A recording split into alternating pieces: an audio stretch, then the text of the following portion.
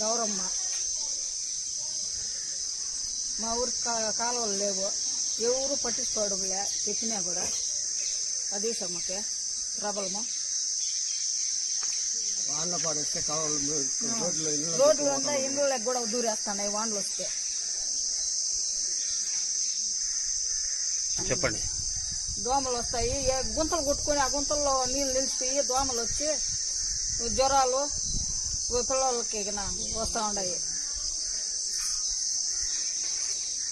కాలువలు ఏర్పాటు చేయాలి సార్ మాకే.